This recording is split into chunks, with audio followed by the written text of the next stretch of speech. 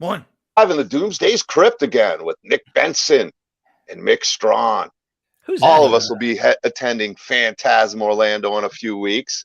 I know I'm That's excited. Right. I'm sure you guys are incredibly excited. And I said, what the hell? Let's talk about one of Mick's movies. And and the hidden. Oh, well, we're focusing on one tonight, Mick. You got. I told you we could do this like for the next 10 years and go through you and Nick's your movies. It's so difficult. I know. I'm sure we'll get into about 15 other movies just talking about the hidden. I'm sure because it'll remind you of something else. Those crazy 80s. The Hidden is probably one of the best sleeper films of its time. I love that fucking movie. It's really good.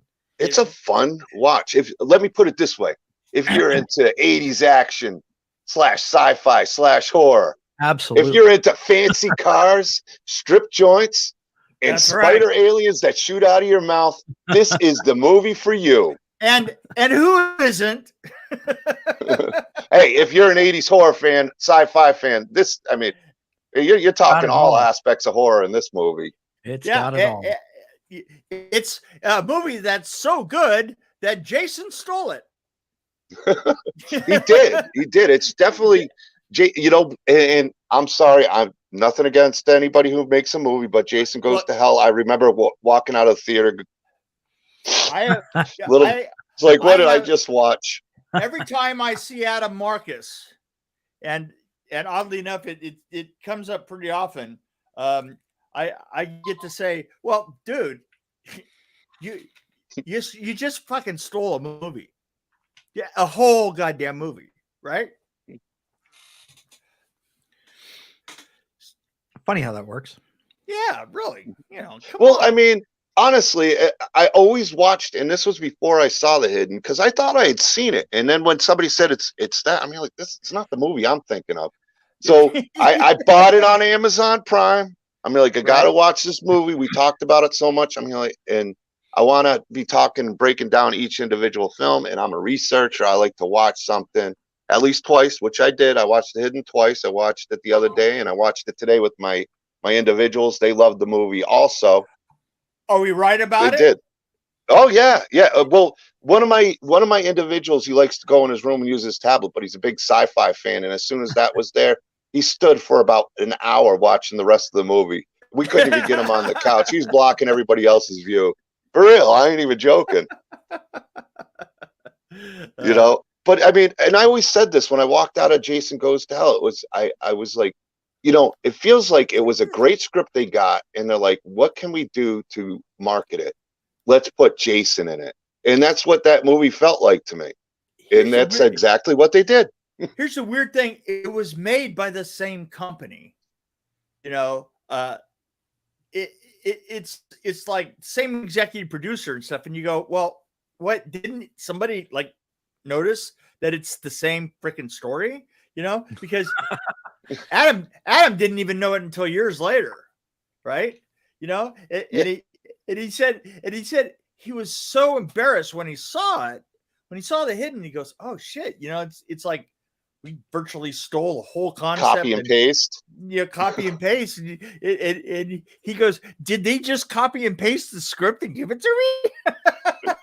Pretty much, for real though. No, and nobody was beyond that in the 80s. I mean. 80s and the 90s, like that never happened.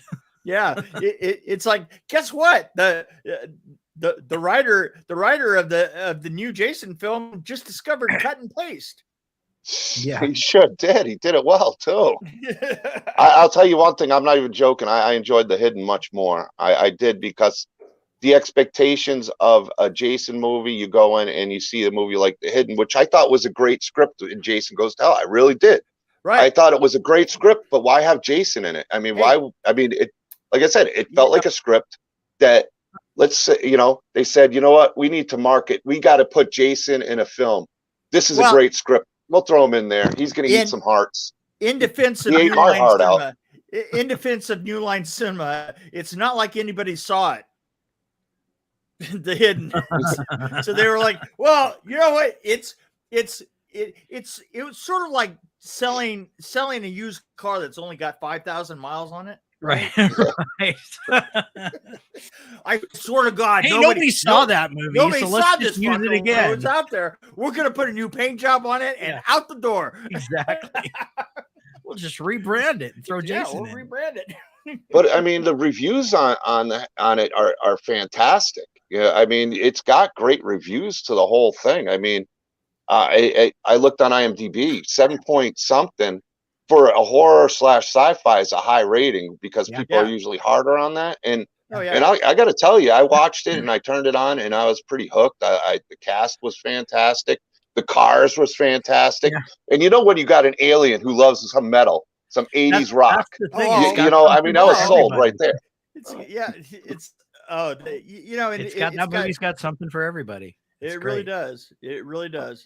It has a hooker jumping through a neon sign, which as far as we could figure out had never been done before, right? And that was my and then gag. Subsequent hookers were copycat hookers. That's right. So they were constantly jumping through neon signs all the time. You know, it became the latest. It became the latest greatest. The one guy picked the wrong hooker, though. Tell you. Oh boy. Yeah, I'll be like, man, that dude's getting it good. Yeah, he got it good. Oh, you mean that film where that guy got fucked to death in a Cadillac? that film? That one. Yeah, that one. Like I said, I had a lot of fun with that movie. And what were some of the things you did on that film? So I know specifically some of the things you worked on. Were you involved in like the jail scene or the police station? I imagine you had a lot to do with. Well, I production designed the whole thing, but actually, my sister was kind of the lead production design, and I was dealing with more with specific sequences. Like we set up a factory. Now here's art imitating life, imitating art. We needed mannequins that we had this whole shootout in a mannequin factory in it, right? Which is a problem because if you actually put a squib on a mannequin, and we tested it, you put a squib on a mannequin, then basically what it becomes is more of a bomb, because what it does is it just shreds that fiberglass and just sends it all over the place, right? So almost immediately we had the problem of where if we were going to have a mannequin factory, and the thing is, the mannequin factory was a big part of the concept of the show, right? Because it was all about the sanctity or the sanctity of your consciousness in a body, right? And so the mannequins kind of represented the body through it. So we definitely wanted to have a gunfight in a mannequin factory, but we couldn't. The problem was, ironically, is we couldn't have mannequins in the factory because A, they're really flammable, and B, that if we put squibs on them, they would just kind of kill the crew. So what we had to do is we had to set up our own factory and then make foam mannequins to shoot. And the thing is it became such a big deal, and I had people there working virtually for 2-3 months just making the fake mannequins that we needed, that eventually when we created as many as we needed, I just said stop, and then we filmed it in the fake mannequin factory. which is like that couldn't have mannequins, right? Because it was a mannequin factory, right? You know, it's like, hey, everybody walk away because the mannequin factory is done, right? Whatever we got works. Whatever we got here works. And then we went upstairs. I think it was 4 stories high, 5 stories high, and we shot the sequence with him vaulting over the edge of the building, right? And then he's hanging by the building. And the way that we actually did that is we built a facade of the building on top of the building so that you got the same view looking down the side of the facade. So they're up on scaffolding that's, 8 feet higher than the building itself, so that they could do the flip over and all the rest of that. And you could look down the side of it and you would still get the same view as you did from the actual edge of the building, which we shot, all the down shots and stuff on the actual edge of the building. And then we did all of our lighting up there. There's all these skylights up there, and we made fake skylights. All those little couple of skylights that are on that rooftop that we used to light everything that was going on. Those were actually just props, and we made those so that we could light the situation so that we could light her running up to the mannequin sign. And the mannequin sign, which she jumps through, we actually we couldn't get a stunt person. We couldn't get a stunt person to go through actual neon, because if you broke neon and went through it, the problem is that you stood a good chance of landing on a neon tube, and either deflating the bag or just getting impaled on it. So either way you lose. Either way, it's not. So nobody wanted to take the chance. Not to mention breathing that shit in. Talk about you got to give it all for a movie, right? Yeah. I mean, nobody wants to blow up. Nobody wants to catch fire. I mean, come on. We suffer for our craft. We die.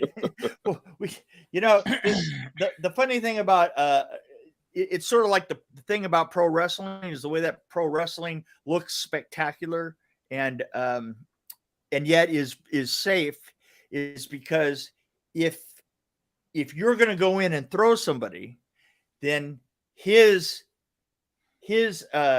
safety is in your hands, not his. See?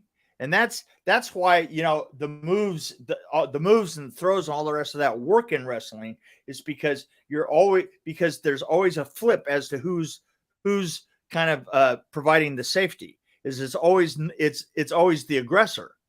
So in this case, it was kind of the same thing. So what we literally had to do is we had to go around and we used real neon, and we sewed it into little bags that were made out of window screen, right?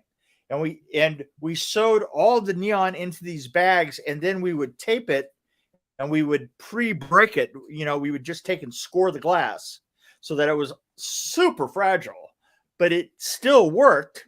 And we put it up there, and the weird thing about it is there is a shot that if you're looking at it, you can see all of the glass kind of blows out like that, and then falls, and then just kind of falls back up against the building and just lays there against the building because it's all in these little bags, right? and literally in the end, none of the glass actually fell down. The stuff that fell down with her was the balsa wood that we made all that huge frame out of. So it worked out perfect, really, huh? Worked. That was my own little trick, so and this is another funny thing is, so what does the creature go into after that sequence? Goes into the dog, right? So we couldn't get the dog to do because the dog has to attack his owner, right? And we were filming in that neighborhood, I think a week later, and we're filming in the neighborhood, and we did all the sequence, and we did all the fighting with the fake dog, but we couldn't get the actual dog to go through the louvers in the door, right? So we had to do that as an insert later on. And we went out to the same house, and we sat there, and we're sitting there for like 8 hours or something like that. Wait, with everybody calling to the dog and seeing if they can get the dog to actually jump through the louvers. And Dave Cannon, who is my construction coordinator, is right across from me, and we're on the ramp. We're on the ramp listening to everybody call the dog on the other side, right? And there's the door in the way. Dave goes, goes, "Hey man, you want to go eat? I'm fucking starving." And he just reaches down and he grabs the dog and he throws him through the fucking door. At least you didn't do the Nightmare on Elm Street 4 scene on him with the burn. With Yeah, the dog yeah, right. Yeah. But I'll tell you, that dog had a great mean face. Same dog, by the way. Well, yeah, it had just been pushed through the fucking door. It wasn't happy at all. But that's the same dog as in Nightmare on Elm Street 4. I was gonna ask you that. That's why that dog was probably the hardest working dog in Hollywood at that time. It really was, man. Through that period, that dog worked everywhere. He really is. Rin Tin Tin, Lassie. Kiss my ass, right? That dog was in everything, man. Yeah. Rin Tin Tin was beautiful and all that shit. And he had a great bark. Yeah, but could he hit his marks? No. Could he piss fire? No. He could. Well, I was going to say he's got great aim with piss. I mean, hey. So yeah. I mean, it was there's so many things that were that was a show that was like just a lot of fun, and it was after we did Nightmare on Elm Street 3, so it was kind of like a vacation, because Nightmare on Elm Street 3 was kind of like, I literally not sleeping for 8 months. It was just a fucking lunatic ride, right? And then we get onto that, and then I just kind of turned the design aspects of it over to CJ, my sister, and I go out and just deal with all the practical shit. I mean, and there were so many like little weird things, like we were the thing with the Ferrari, when the Ferrari comes in and smashes into the police cars and stuff. Oh yeah. That was hard to watch, because that Ferrari back when I was a kid in the 80s was my favorite car. And dude, watching that great looking car, but Mick will tell you all about those. They were such shit. Shit. Oh, what pieces of shit. We had a guy that was a Swedish mechanic, and his job was, they had 7 of the red, I think it's the black one, right? They had 7 of the black Ferraris, the one that you see the most of. They had 7 black Ferraris in there, and this guy worked virtually 24 hours a day from the time that we started filming until the time we stopped filming, just to make sure, just so that we could get one of them running every morning. $100,000 pieces of shit, huh? Oh God, they were just fucking horrible. I mean, and they were unpredictable. But here, I'll tell you one thing that they definitely were, is they were like door wedges, right? So the first time that we do that scene with the police officers, parked in, and they, the thing is funny is, you look at the film, you notice that they're parked, they're parked a certain way, and basically it's a chevron, it's a 2 of them like this, and then 2 of them behind them like that. And so the Ferrari comes down the street, and they put the stuntman in, and he comes down the street, and everybody's out here, just stop. And the first take, he goes right through, and beans as it's a perfect wedge, it just flips all 4 cars up into the air, and they just all turn over like turtles onto their backs, right?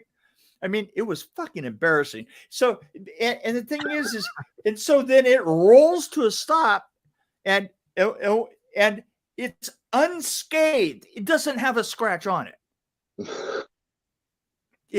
The wedge shape of it just kind of like flipped them up. So we literally, it must have been a cool. I mean, you say it was embarrassing, but it must have been cool on top, though, too. Just kind of watching it. It was one of these. It was one of those where you go, "Oh wow, that was really cool." Ugh, God, but it wasn't what we wanted. It was unusable. So what you're saying is, with these Ferraris, that it probably would have been better to just have the Swedish guy replace all the engines and drivetrains with Chevys. Yeah, right, absolutely. It would have been great. Other than that, they were durable as hell. So well, the thing is the bodies were durable, dude. We went out and we went through several kind of inserts and kind of different shots, so that we could actually get it to look like it didn't flip the cars up and embarrass everybody. But then still at the end, we had that fucking Ferrari right there, and it's your 3D printer's going crazy, Vinny. I'm gonna put it on mute for a sec. All right. Why is it?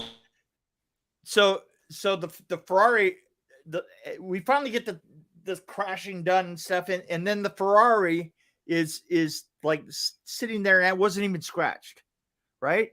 And so then we had to go to the hardware store on the corner and buy all their sledgehammers, and all of us that were on the crew out there got to go out and pound the fucking Ferrari. And even then it was fucking hard to get it to like actually. Yeah, it was so, and it was a cool scene though. That was a great chase. It was. The chases in that were just absolutely great, right? Man, I enjoyed it. I love the practical effects too. The first scene when it's the alien. I don't mean to get off that, but the practical effects in the hospital when it's first time you see the transfer. Yeah, and I love Mulkey listening to death metal or listening to early metal music, going down the street and pounding on the steering wheel, man. It's just fucking great shit. It really was. It was a fun movie. Like I was never bored during the movie at all. I was entertained the whole time. And it does what I love to do is it starts. See, I love a movie that starts about a quarter of the way in, right? It starts you absolutely blind. You're absolutely blind, and you're in a Ferrari going down the road, right? That's the way to start any film, right? Yeah. I mean, even if they were pieces of junk, it must have been just cool working with Ferraris and Porsches and having them in a film, even though what they were truly like, but to having them in a film, it added cool factor too. Absolutely true. It's the only car that actually would start all the time was that Porsche 928. Yeah, the Porsche 928 was and I still to this day say that was an underrated car because driving that, I mean, it was ugly as piss. But they were just. I never was a big. But that motherfucking drive thing. One? Oh yeah, you drive one. They're you drive awesome. one, man. Yeah. They are fucking. The thing is as soon as the transpo guy gave me the keys and said, "Yeah, you should take this thing out. It's really quite the car." And I think I had like 9 opportunities to die because I just going too fast all the time. Yeah. And when I turned it back over to him, I said, this car saved my life 9 times out there. And he goes, "Well, that's so good to hear." Being the transportation guy, that's so good to hear. So it had nice steering, huh? Yeah, take those corners.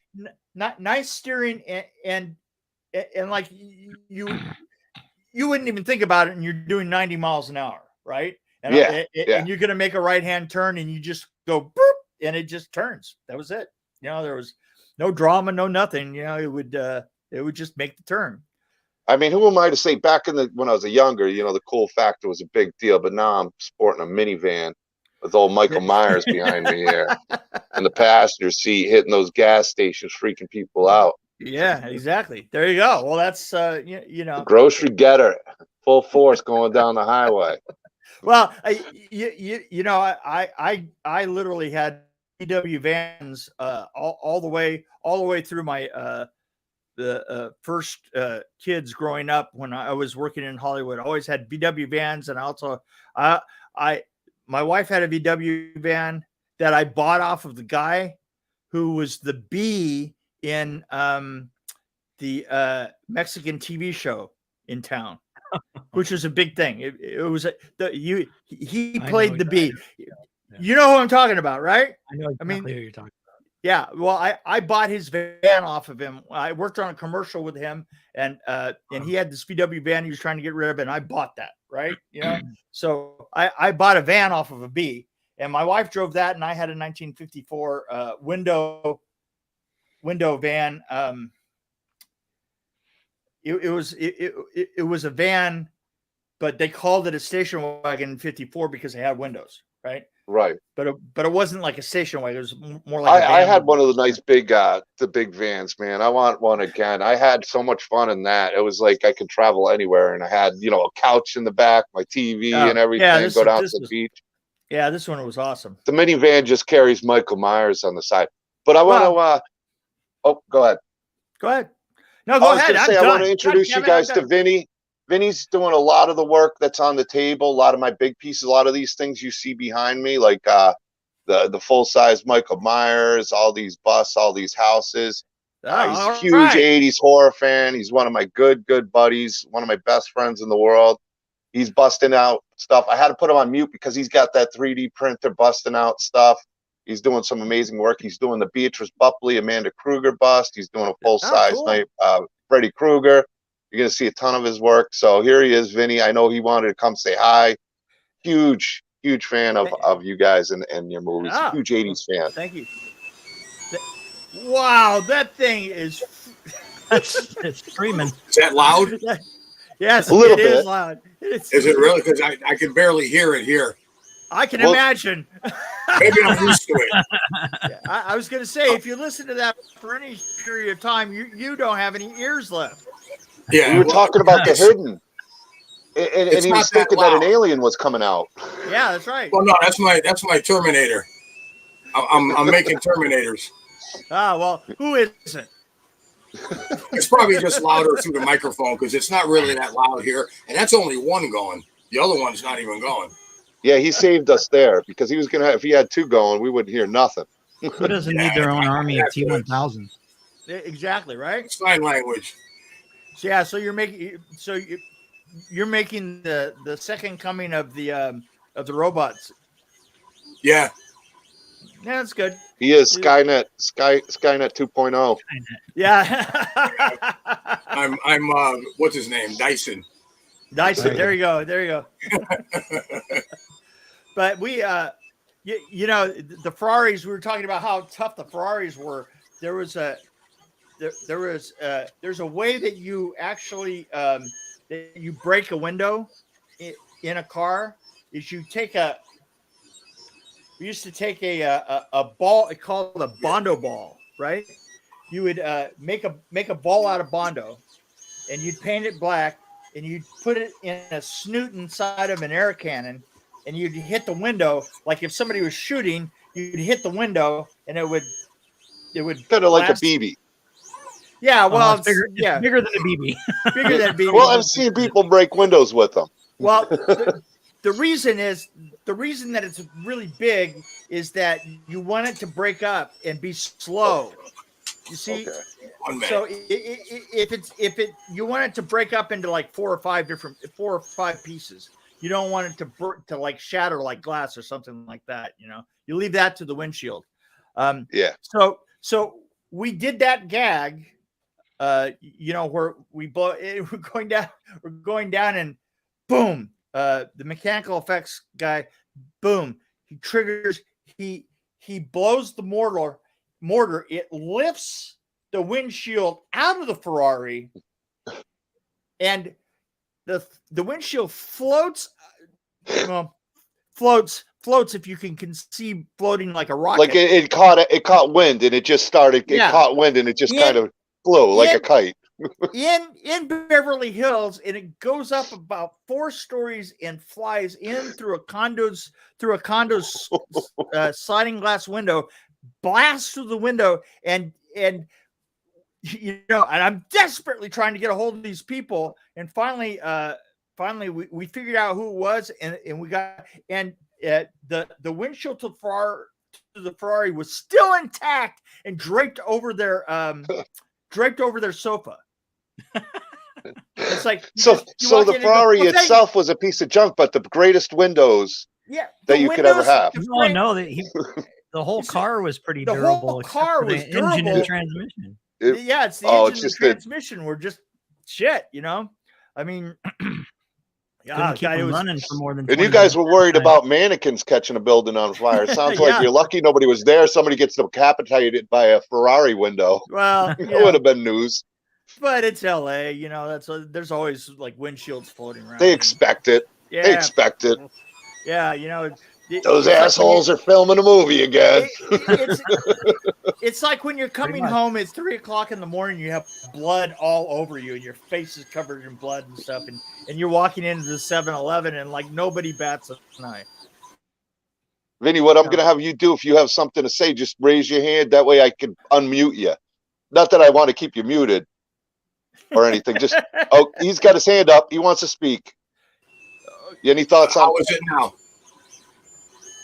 Not too bad. You're just building a T600 now, not a T800. Well, I put a blanket over it to try to muffle it. He's working hard to get this stuff done. He's got some amazing projects he's doing. So it's right here. It's like 3 feet away from me. There's Mike Christopher. He's over hanging out with them. Got this guy sitting down here. He's just hanging out down here on the floor next to the printer. He doesn't look at all well.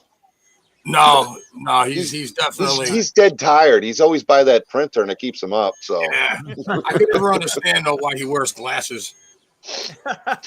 He's keeping an eye on the printer for Vinny when Vinny can't keep an eye on it. So it's good for him. I got everybody around me keeping an eye. Let's see how this looks on camera. Beatrice. Yeah. Nice. Ooh, that's cool. Looks like a crash test dummy. Yeah. I just got to get the habit. The last face it makes before it impacts. That's right. I just got to get the habit on her. There you go. So, yeah, I mean, we were filming all over LA. We spent a lot of the end of the film was in the Park Palace. What is the Nick? You know the name of that building? The that one. That one. Down off of Alvarado. It's got the big lake out front. It used to be Park. Oh, Jesus. Can't think of the name, but everybody films them virtually all the time. And we filmed there, and when we were done filming, at the end of the film, we came back and we hosted a party. And I played in a band there called Hidden Talent. Get it? Hidden Talent? I get it. You're not a hidden talent. Everybody knows who Mick Strawn is. Well, yeah, but I was playing saxophone and bass. So. Oh, well, then that is a hidden talent, sir. Some people don't expect that. You know? Now, here's the burning question. I'm sure everybody who's watched The Hidden has to ask: was that a real strip joint or a fake one? Because I'm sure some people want to go and check it out. Oh, good. No, good. That was a. Oh God! Which the thing is right at Sunset in La Brea. Sunset in La Brea. As you went down, there was a market. There was the big Vons that was like, you know, serviced that opened 24 hours. And across the street there was a strip joint, and I think that there was 3 in a row. And then as you came down Sunset, and then there was 2 of them just as you started down La Brea, and that was like virtually where all the strip clubs were in LA. It was right in that little. Sounds like Montreal St. Catherine Street. That was a fun place when I was like 15 years old to go to. They didn't card much. Yeah. Yeah. But yeah, there's something incredibly sad about walking into a strip joint at like 6 o'clock in the morning. You know, it's like it has that incredibly night before mess. That night before mess and smell. It's the smell, man. Yeah. It just fucking knocks you over. You know, it's like a mixture of 100,000 cheap perfumes and stale beer. Stale beer. You know? Yeah, I was gonna say the stale beer is. Oh man, it's a really specific smell that you really. Yeah, I know that smell well. I mean, unfortunately, not that I've been there at 6 o'clock in the morning, but you can almost smell it anywhere, and you can only imagine what it smelled like in the morning after it's been sitting even longer. Oh God! Any seedy bar at that time of the morning smells like that. Oh yeah, man, it's just awful. so we filmed that all in there, and then I think that we then went across to an old theater to film the part of Claudia Christensen fucking the guy to death in the Cadillac, which was a lot of fun. I really love that scene. I think I got the picture of it somewhere. I was well, at least her by the car. I had it pulled up a few minutes ago, but we'll find it. Yeah, you did. You had it right there. Well, I think I had it on where, but it wasn't in the car, but I did have it on there if I could, and the pictures just disappeared on me. What the hell? So Claudia, kind of unrelated. I have a question for you, Mick. Sure. Go ahead. Oh, there it is. Just because it's great story, and I didn't know if it was. I can't remember if it was from The Hidden. Was that the same film that you lost your keys? and had to improvise? Was that the same film, or was that something else? That was The Hidden. That's right. There you go. You should tell that story. Showed up. I woke up and I was running a little bit late, and we were going to be in the we were going to be filming in the park. The park that you see at the beginning, you see the Ferrari running through the park, right? You know, and it hits the hot dog stand and all the rest of that. And I'm just running desperately late, right? You know, and it's like I think I lived 40 minutes away, and I think I woke up with 20 minutes to get down to downtown, and I get there, and as I'm driving up, everybody's milling around, and nobody has the keys to get into the shop. Now this is the shame. This is the shop it's got all the supplies that were supposed to be there desperately first thing in the morning, right? It's got everything in there, and I wasn't even thinking, but it was a storefront, right? And everybody's standing around like, "Oh, we don't know what we're gonna do. We don't know what nobody's got the keys," and I didn't have the keys, and so I literally come up and I literally stop the truck. I get out. I always made sure to have a crowbar like right in the bed behind me, you know, for like, you know, because it was LA. And I get out and security breaking things open, robbing places, getting into a store, breaking into the strip joint at 6 o'clock in the morning, whatever you need it for. That's exactly what happened. I open the door and I just go around and I grab that thing and I just walk up to it. And I walk up to it like I'm not even going to stop. And I just, boom, I hit that storefront window and just blast that fucker out. They walk through. And I always love that view of like turning around and just seeing the look of everybody going, no problem. Like, I've got a key right here. Like, get the fuck in here and get everything loaded up. And by the way, get somebody to replace that window. Call the glass guy. Call the glass guy, but get out to the set first. That's awesome. And that was where that was where we kept all the Ferraris that didn't work, right? And one of the guys that was waiting out there was my mechanic, you know, and he's like, "Well, how am I going to get the Ferraris out of here?" Bam! With a crowbar, there's always a way. Well, you know, and the weird thing about it is that when you're, and Nick can tell you this, is when you're working on a film is just a series of problems, right? I mean, that's literally all it is. It's just from the time that you start in production, you're just working problems down, man. I mean, that's absolutely all it is, because you're trying to create order out of chaos, right? But the thing is there's that joyful moment every once in a while when you have the right tool to take care of the situation, and there's nothing between you and just taking care of the fucking situation. And that's exactly what that was for me. It was like the best thing I probably did for days on that, right? Well, knowing Vinny's like the MacGyver, I call him. He finds a tool for everything he needs. It's like, you don't know what he's going to do. So I can kind of understand what you guys are talking about, because it's all the stories he tells me what he does. behind the scenes when he's doing things. Old MacGyver over here. Well, That's his nickname. You gotta do what you gotta do. Well, it was like on set. I can't tell you how many times on set. I used a screw gun as a hammer, and a hammer is a screw gun. Yeah. Same guy. Just flip it over. Worked. Hey, just flip it over. Just flip your hammer over, and When you get a lemon, you got to make lemonade. Like you said, you never know what problems you're going to do, so you make everything you can find a multifaceted tool that can do anything. It has more than what it's designed to do. Those little it's like those little guns. Yep.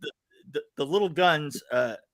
The prop master who built all those guns made them out of absolutely the brittlest, the most brittle casting resin that you can imagine, right? Cool. And yeah, right. Literally, you blow on them. If the guy next to you farted, it would fall apart. I mean, exploded. he made them out of eggshells. Yeah, you did. And I told him at the beginning, I said, and I was being optimistic at the beginning. I said, you're going to need to make 10 of these because we're going to beat them up. And in the first week, we were like down to 1, right? And so I then took it home, went by Hastings Plastic on the way to my house, got all the mold materials and made it out of rubber. It beats eggshells. Yes. So I mean, after the first week of disaster, the rest of them, you could actually take them and go beep, and squeeze them, and they just like roll up in a little ball, and you let them back out, and they go. Jack still has one of those. Yeah, I know, Jack. That's cool. I don't know if his one is resin or if his is. I haven't held it. So the funny thing is then the prop master then made a run of the resin ones that literally you find that a lot of the crew had them forever. Oh, gotcha. Yeah, because you certainly couldn't use them for filming. It seemed like the thing that broke them up the worst was aiming them at somebody. Ah! Makes for an Stop or I'll shoot. Oh shit. Yeah. Oh shit. Ah, God. Cut. Stop or I'll throw this garbage at you. Yeah. I'll throw the sand at you. Yeah, exactly. So yeah, no, that it was the most fun making that film. I mean, even the things that went wrong were just seemed to be, kind of a little oddball things that were just that were like oddly solvable. It wasn't like I just come off of Nightmare on Elm Street 3 and like it didn't seem like there was an easy solution to anything. You learn, you make the solutions, though. I mean, it's one of those things that had to be a lot of fun. Maybe not at the time, but in memory, it led to a lot of memories of filming, where it might have been a stressful situation and filming the movie. But now, all these years later, looking back on it, I mean, it's made for great stories. Like even it does. I mean, there's so much. Like you said, I think when you were on Brian's stream earlier, you mentioned it's not the things that went well or the easy things. It's all the craziness that you wind up remembering more than anything else. Yeah. For the last thing, I'll tell you what I think is the best story of The Hidden, because it completely changes your concept of what a film is and what it is like to work together with people. And all of a sudden you'll understand Spinal Tap a lot better. So the ending of the film had to do with the monster up on the stage, and we had to kill him with the flamethrower that we noticed earlier, right? Right? I mean, that's the creature, right? And the thing is the way that was a great scene with the special. I love that scene, just so you know. It absolutely was. But the problem is that what it was supposed to be is the creature gets on stage, and when he's on stage and he's threatened, he starts to grow, and he grows into a big monster, right? But the problem was is that the optical guys, when they sent the storyboards, there was never a storyboard that had scale to it, right? There was, in other words, the fucking optical guys. Yeah, so the optical guys, they we have to shoot with this high-speed camera, and shooting around those old high-speed cameras. You ever you ever remember shooting around the old high-speed cameras? You hear the movies, you'd hear the motors. I mean, like literally, they would use like 2,000 to 5,000 feet of film in loud as fuck. And they're so loud. I mean, They're loud. it literally sounds like a jet engine taking off. It's like, yeah. And it's like and finally it's like at the highest pitch you could possibly imagine. It's already okay, we're rolling. You got to really get that thing spinning like a helicopter blade, huh? Right, exactly. So I have to go. So I'm actually keying through that sequence because we actually did it at the end of the film, and the eye line that we shot, and if you notice, this is his eye line when he comes in and he looks up and he sees the monster on the stage. His eye line is higher because we were putting the eye line up at about 12 feet.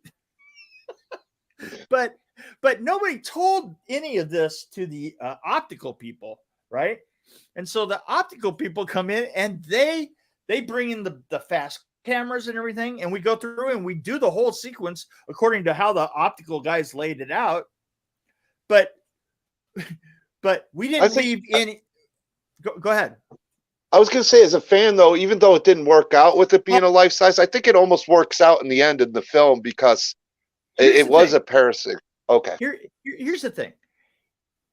In the end, they shot it as being small, right? And there was no part where it blows up. And then they turned it over, and even Jack and we're all sitting there, and we're like having one of those around the camera kind of like, well, how the boy did we fuck up this time, right?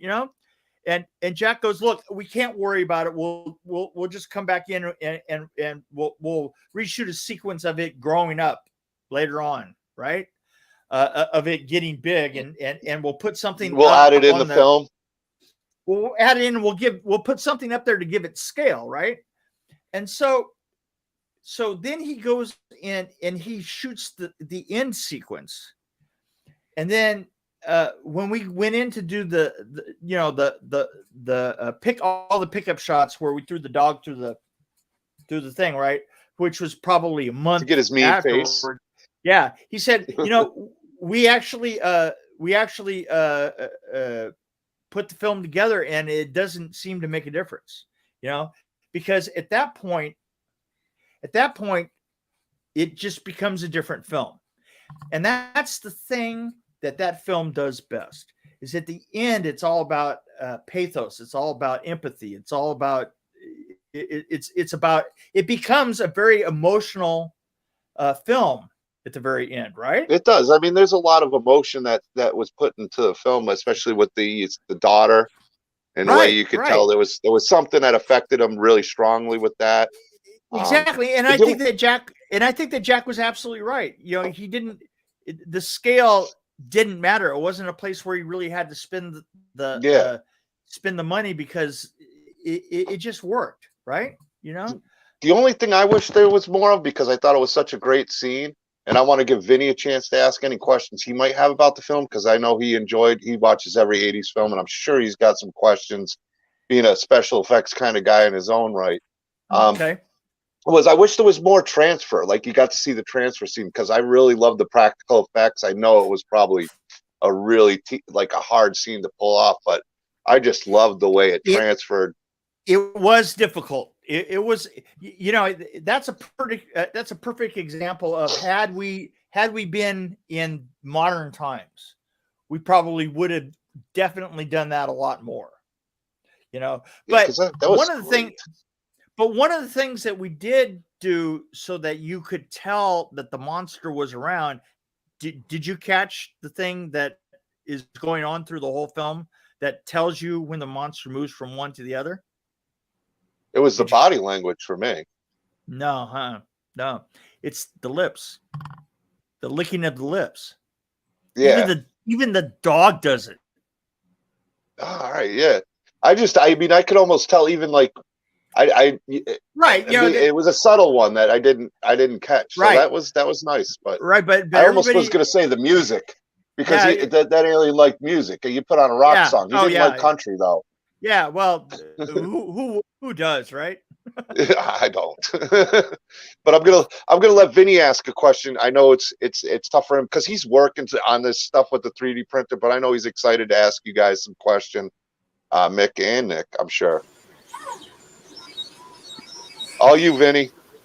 Uh-oh. I haven't, to be honest, I haven't seen that movie in probably 20 years. Yeah, The I Hidden? hadn't seen it in long. Yeah. Last time I saw it was probably when my kids were little, and we used to camp out in the living room on Friday nights and have horror movie marathons. It's probably the last time probably the last time I saw it. I don't even watch anything. New horror, forget about it. I don't even bother with a lot of it. A lot of it is crap. CGI, screw all of that shit. I can't stand CGI. If it's done well, yeah. But a lot of this If it's shit blended well, like Mick said the last time, and Nick, if it's blended well, it works. But if it's just straight CGI, you can tell. yeah, it all depends on the budget. Yeah, it's a tool. You know, it's a tool, and the thing is I think that we've had to suffer through about 25 years of using the tool really badly, and we're getting to the point now to where we know how to use it in the limited range of what it should do, because it's great to pump up certain things, but it's great to use as a tool in your toolbox, not as the toolbox, you know? Yeah, it's basically used a lot of times as the go-to, and it's the whole film. CGI. It takes away the art. Yeah. It's to me, it's just the cheaper version of letting you guys shine that do these kind of things with practical effects and Well, you know, I mean, you can tell. I mean, even Star Wars. If you look at the original trilogy, I don't care. That stuff still looks dirty and real. And you go back, and I know it was the beginning of CGI with even the prequels. It's like it's just too. It just doesn't look. You can see the traveling mats and stuff. Oh yeah, in the original Star Wars. You know what I mean? But it worked though. Yeah. Oh yeah. Well, nobody picked up on it back then. It was like, holy shit, we've never seen anything like this before. It still felt. I can watch it now, and it still feels more real, even though they've updated a few things.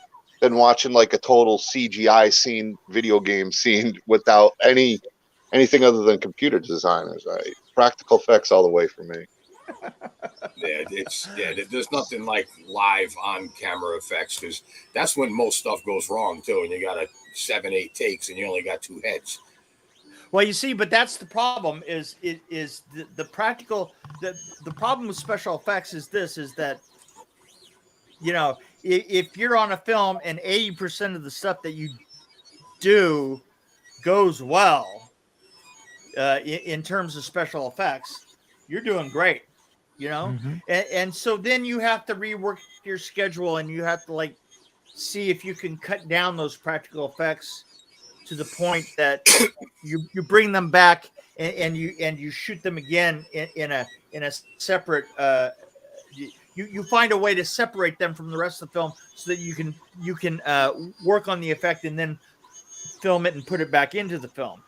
And that producers don't like that. They've never liked it.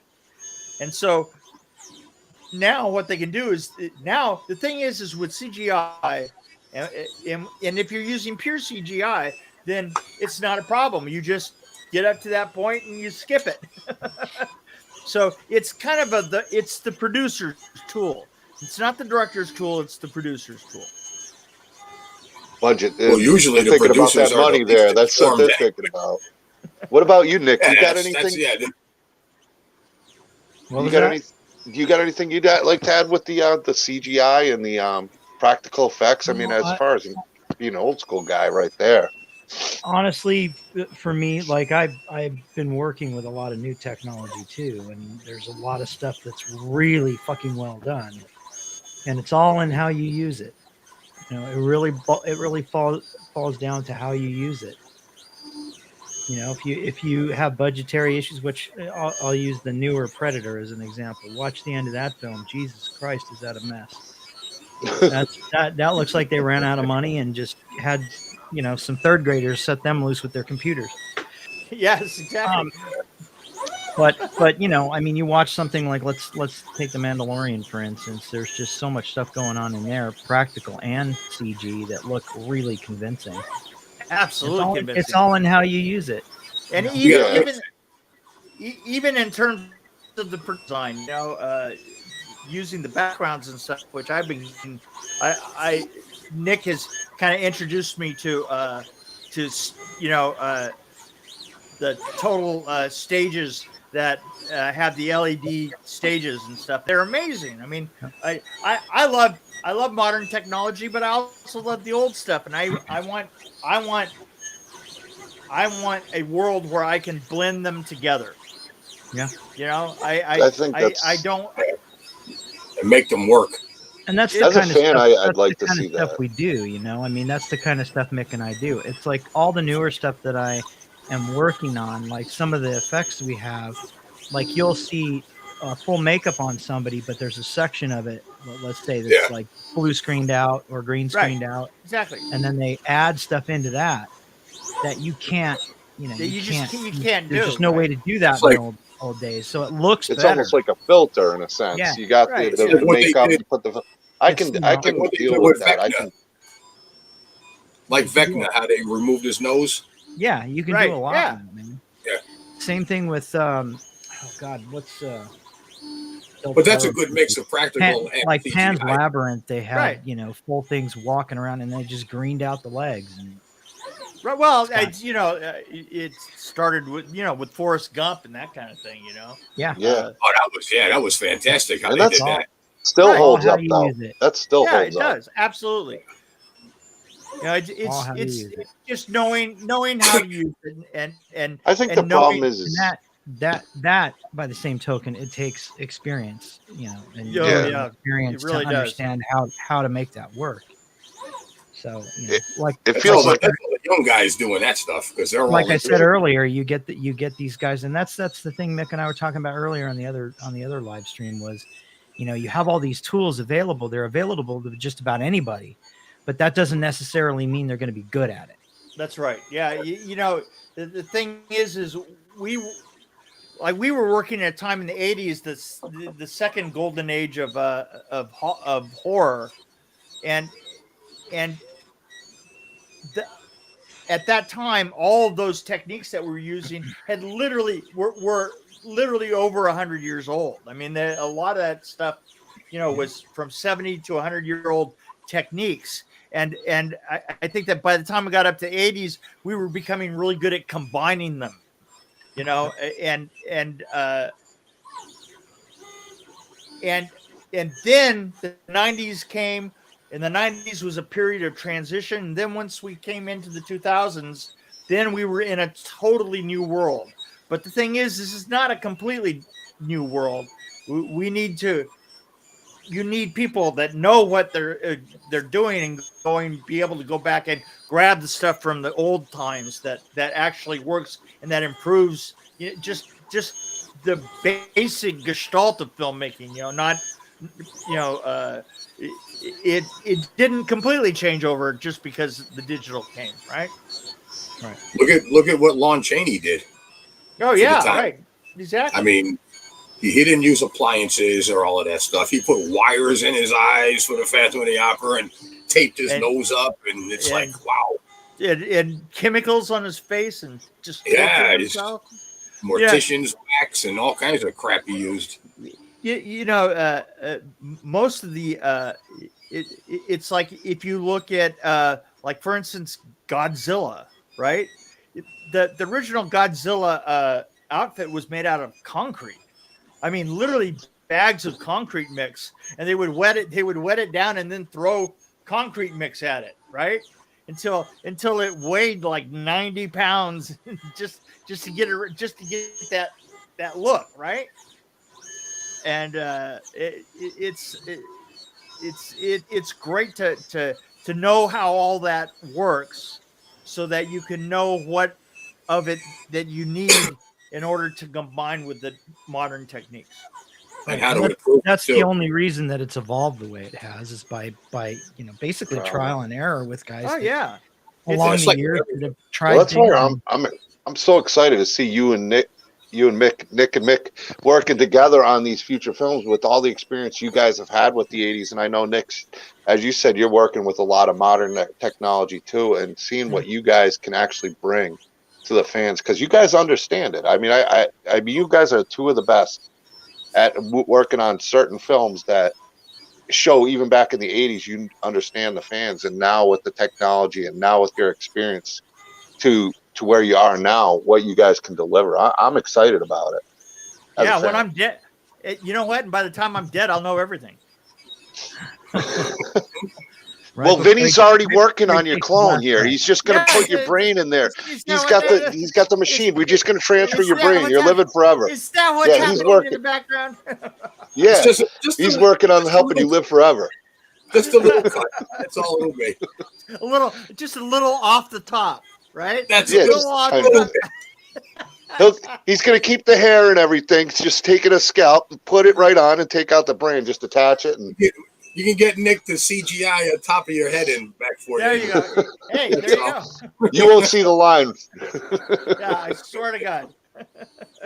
Okay, guys, you know what? I'm about ready to go sit down and have another beer. Well, you guys have been busy all day. You guys have been live streaming and hanging out. Man. It's been a day of like staring at this ugly computer. And Well, Yeah. I thank you guys for coming on. Nick, always great having you on. We need to do next time. I think we got to do one of your films, or even a Nightmare on Elm Street 4. We talk about all that or something, and we'll focus on a film. And I'd love to hear all you guys' experience behind the scene, because it's fascinating. I really enjoy the stories. Yeah. Mick, as always, you are entertaining as hell, and we could just sit back and listen to it. I can listen all night. It's like a You can documentary on definitely come special with- effects. and I think we picked up the right I time. love the because- sound falls apart at the last minute, right? Yeah, Well, perfect. I was just going to say he's got a lot of perfect That's right. time. Okay, well, you know what? Well, ran out of budget. Okay. I want everybody come on by and we'll tell you some stories. How about that? Phantasm Orlando, the August 19th through the 21st. Yes, Nick Fantasm. Benson, Mick Strawn, We they're will all going to see- be there. Vinny Cucarado's work, and I'll be there. Oh, I'll be there, We'll see unfortunately. you there, guys. It's going to be fun. Take care, guys. Thank you, All right, chat. Okay, guys. Good meeting you See ya. guys. Good night. Bye.